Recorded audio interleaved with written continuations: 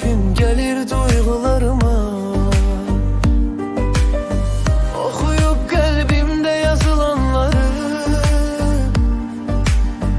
biri köçüreydi ah kağızlara.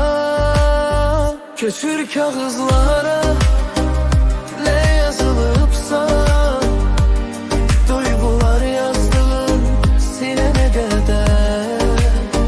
Biraz da benden yaz o kağızlara,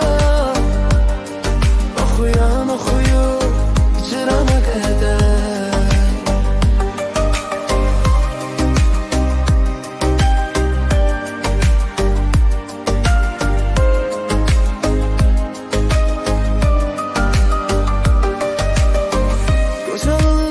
Gösterir mənə,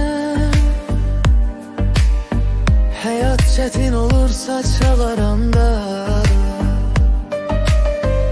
İnana bilmirəm özümə, bircə gün bir yerim ağrımayanda. Köçür kağızlara, nə yazılıbsa, duygular yazdığın silene kadar.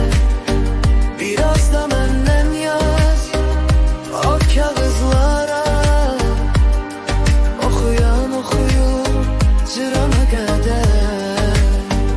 Saçımda karışık karayla, her tel bir hatire, her hatire dağ.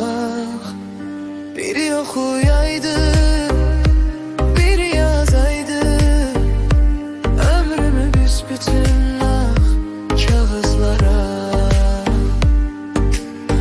Köçür kağızlara,